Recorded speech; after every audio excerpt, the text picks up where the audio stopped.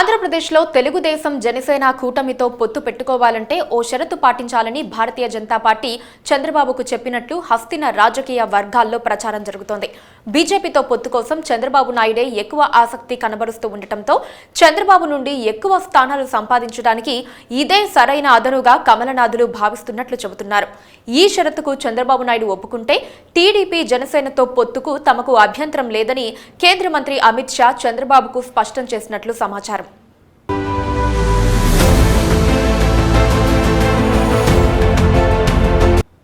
అయితే అమిత్ షా చెప్పిన షరతు వినగానే చంద్రబాబు నాయుడు షాక్ తిన్నారట. బీజేపీ తనని మరీ ఎక్కువగా బ్లాక్మెయిల్ చేస్తున్నట్లుందని చంద్రబాబు తన అనుచరుల దగ్గర అంటున్నట్లు తెలుస్తోంది. అలాగని బీజేపీ షరతును ఆయన పూర్తిగా తిరస్కరించలేదని అంటున్నారు. ఇంతకీ అమిత్ షా ద్వారా భారతీయ జనతా పార్టీ పెట్టిన షరతు ఏంటి అన్నది రాజకీయ వర్గాల్లో ఆసక్తికరంగా మారింది. అమిత్ షాతో భేటీ తర్వాత చంద్రబాబు నాయుడు ఎక్కడా ఎవరితోనూ మాట్లాడకుండా నేరుగా హైదరాబాద్ వచ్చేశారు. ఆ తర్వాత కూడా ఆయన బీజేపీతో భేటీ గురించి పల్లెత్తు మాట అనలేదు.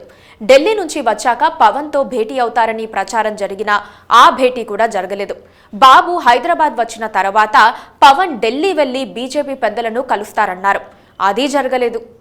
బీజేపీ కేంద్ర మంత్రితో భేటీలో టీడీపీకి సానుకూల అంశాలు ఉండి ఉంటే ఈపాటికే చంద్రబాబు నాయుడు టీడీపీ నేతలు దాన్ని పెద్దగా ప్రచారంలో పెట్టేవారు.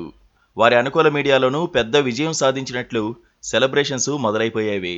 కానీ అలాంటివేవీ జరగలేదు. ఈ నేపథ్యంలో అసలు అమిత్ షా ఏమడిగారు, చంద్రబాబు దానికి ఏమన్నారు, టీడీపీతో పొత్తుకు అసలు బీజేపీ సై అందా లేక ససేమిరా అందా, సై అంటే ఏమేమి డిమాండ్లు పెట్టారు, దానికి చంద్రబాబు నాయుడు సానుకూలంగా స్పందించే అవకాశాలు ఉన్నాయా, లేక బీజేపీని వదిలేసి టీడీపీ జనసేన పార్టీలే ముందుకు సాగుతాయా అన్న ప్రశ్నలు రాజకీయ వర్గాల్లో చక్కర్లు కొడుతున్నాయి.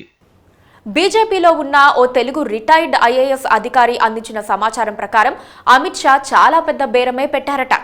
చంద్రబాబు నాయుడు ఆ డిమాండ్ విని వెంటనే కోలుకోలేకపోయారట కూడా.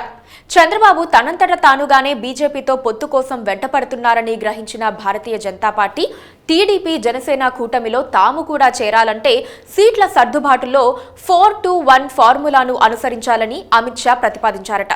4-2-1 ఫార్ములా అంటే ఏపీలో ఉండే ప్రతి లోక్సభ నియోజకవర్గంలోనూ టీడీపీకి 4 స్థానాలు, జనసేనకి 2, బీజేపీకి 1 చెప్పున అసెంబ్లీ స్థానాలు కేటాయించాలని బీజేపీ డిమాండ్ చేసిందని అంటున్నారు.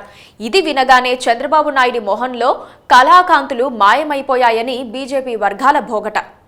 బీజేపీ ప్రతిపాదించిన ఫార్ములాను అమలు చేస్తే ఏపీలో మొత్తం 25 లోక్సభ స్థానాలు ఉన్నాయి.